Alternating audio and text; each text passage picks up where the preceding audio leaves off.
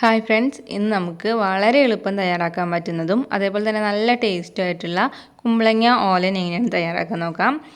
അപ്പോൾ അതിനുവേണ്ടി ഞാനിവിടെ 250 ഗ്രാം കുമ്പളങ്ങ തൊലിയൊക്കെ കളഞ്ഞ് നന്നായി വൃത്തിയാക്കിയിട്ട് ഇതേപോലെ നീളത്തിൽ എരിഞ്ഞെടുത്തിട്ടുണ്ട്. അപ്പോൾ കുമ്പളങ്ങ എടുക്കുന്നതിൻ്റെ പകുതി നമ്മൾ ഉണക്കപ്പയർ എടുക്കണം. അപ്പോൾ 250 ഗ്രാം കുമ്പളങ്ങ എടുത്തത് കൊണ്ട് തന്നെ അരക്കപ്പ് 250 ml കപ്പിൻ്റെ പകുതി അരക്കപ്പ് ഉണക്കപ്പയർ ഞാൻ വെള്ളത്തിൽ കുതിർക്കാനായിട്ട് ഇട്ടിട്ടുണ്ടായിരുന്നു. അപ്പോൾ പയർ നന്നായിട്ട് കുതിർന്ന് വന്നിട്ടുണ്ട്. നമുക്ക് ഇത് നന്നായിട്ട് കഴുകിയതിന് ശേഷം ഒരു കുക്കറിലേക്ക് ഇട്ട് കൊടുക്കാം.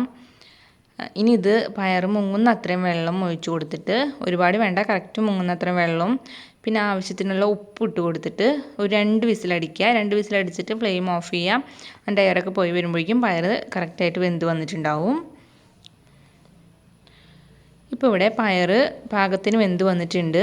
ഇനി നമുക്കിതിലേക്ക് നേരത്തെ അരിഞ്ഞ് വെച്ചിട്ടുള്ള കുമ്പളങ്ങ ഇട്ട് കൊടുക്കാം. ഇപ്പോൾ ഇതിൽ കുറച്ച് വെള്ളമുണ്ട്, അത് കുഴപ്പമില്ല. ഒരുപാട് വെള്ളം ഉണ്ടെങ്കിൽ അത് കുറച്ച് മാറ്റി വയ്ക്കാം.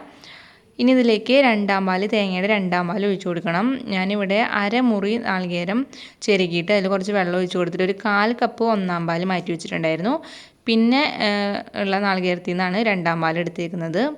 അപ്പോൾ 2 പാൽ 1 കപ്പ് ഉണ്ട്. അപ്പോൾ അത് ഒഴിച്ചു കൊടുത്തിട്ട് നമുക്കിനി ഈ കുമ്പളങ്ങ ഒന്ന് വേവിച്ചെടുക്കണം. അപ്പോൾ ഇതിലേക്ക് നമുക്ക് കുറച്ച് കറിവേപ്പിലയും കൂടി ഇട്ട് കൊടുക്കാം. അതിനുശേഷം നന്നായിട്ട് ഇളക്കി കൊടുത്തിട്ട് നമുക്ക് ഈ കുമ്പളങ്ങ ഒന്ന് വേവിച്ചെടുക്കാം. അപ്പോൾ ഞാനിതിലേക്ക് ഒരു 3 പച്ചമുളക് നടുകീറിയിട്ട് ഇട്ട് കൊടുക്കുന്നുണ്ട്, ഒരു ചെറിയൊരു എരിവിന് വേണ്ടിയിട്ട്. നമുക്കിനി നന്നായിട്ട് ഇളക്കി കൊടുക്കാം. അപ്പോൾ ഒരു മീഡിയം ടു ഹൈ ഫ്ലെയിമിൽ വെച്ച് കൊടുത്തിട്ട് തന്നെ നമുക്ക് ഇത് വേവിച്ചെടുക്കാം. അപ്പോൾ ഈ പാലൊക്കെ ഒന്ന് വറ്റി വരണം. അപ്പോഴേക്കും കുമ്പളങ്ങ വെന്ത് വരും. അതുപോലെ തന്നെ പയറിലൊക്കെ നാളികേരപ്പാൽ പിടിക്കുമ്പോൾ നല്ല ടേസ്റ്റാണ്. ഇപ്പോൾ ഇവിടെ കുമ്പളങ്ങ വെന്ത് വന്നിട്ടുണ്ട്, നാളികേരപ്പാൽ വറ്റി വന്നിട്ടുണ്ട്. ഈ ഒരു കട്ടിയാവണം. ഈ ഒരു കട്ടിയിലാണ് നമ്മൾ 1/4 പാൽ ഒഴിച്ചു കൊടുക്കേണ്ടത്. ഇതിലും ലൂസായിട്ടുണ്ടെങ്കിൽ നമ്മൾ ഇലയിലൊക്കെ വിളമ്പുമ്പോൾ ഒഴുകി പോകാനുള്ള ചാൻസ് ഉണ്ട്. അപ്പോൾ ഇത്രയും പാൽ വറ്റി വരുമ്പോൾ നമുക്കിതിലേക്ക് 1/4 പാൽ ഒഴിച്ചു കൊടുക്കാം. 1/4 കപ്പ് 1/4 പാലാണ് എടുത്ത് വെച്ചിട്ടുണ്ടായിരുന്നത്, അത് ഇതിലേക്ക് ഒഴിച്ചു കൊടുക്കുക. അപ്പോൾ 1/4 പാൽ ഒഴിച്ചു കൊടുക്കുമ്പോൾ ലോ ഫ്ലെയിമിൽ വെച്ച് കൊടുക്കുക. കാരണം 1/4 പാൽ ഒഴിച്ചിട്ട് ഇത് തിളയ്ക്കാനായിട്ട് പാടില്ല, അപ്പോൾ പാൽ പിരിഞ്ഞ് പോകും. പിന്നെ നമുക്ക് നല്ല ഫ്രഷ് ആയിട്ടുള്ള കറിവേപ്പില കുറച്ചധികം തന്നെ ഇട്ട് കൊടുക്കാം. കറിവേപ്പിലയുടെ മണമൊക്കെ ഇതിലേക്ക് വരുമ്പോൾ നല്ല ടേസ്റ്റാണ്.